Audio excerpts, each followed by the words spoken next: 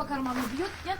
Конечно, бьет. Третью неделю водители республики пытаются привыкнуть к новым цифрам. Литр 92-го, который еще накануне стоил 42,5, сегодня уже 43 рубля. 95-й по 46. Скачок почти на 30 копеек. Раньше я здесь заправлял, сейчас скажу, 20 литров где-то на 820, 715, а сейчас 850.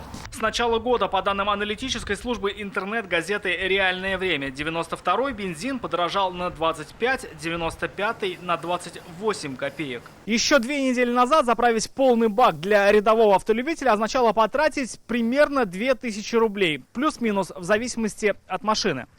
Спасибо. И даже оставалась дача, которую хватало, например, на перекусить. Теперь с 2000 еду лучше брать из дому. Нормальные цены. На рубль где-то, да? Хорошо. Честно говоря, я в день 150 рублей заправляюсь у меня на газу.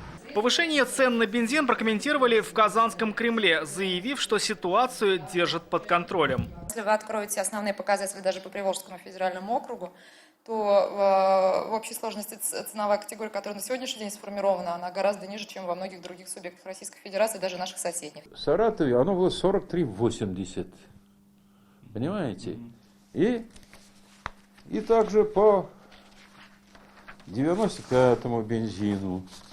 Такого же мнения и в Республиканском управлении рационального использования топлива. Бензин в Татарстане пока еще дешевле, чем в других регионах ПФО. Да и дорожал он в последнюю очередь. С июля 2020 года до конца января у нас цены оставались неизменными.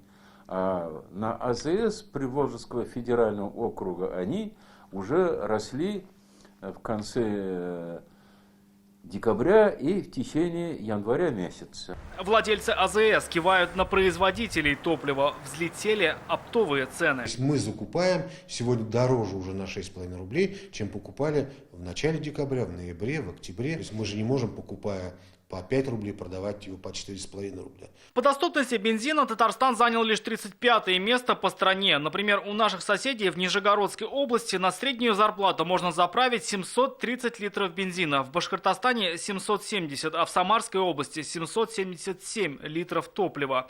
В Татарстане, по оценкам экспертов, рядовой житель может купить почти 800 литров 92-го бензина. Рамиль Шайдуллин, Алмаз Единов, ТНВ, Казань. Закажи рекламу на ТНВ. Телефон в Казани 5 705 100.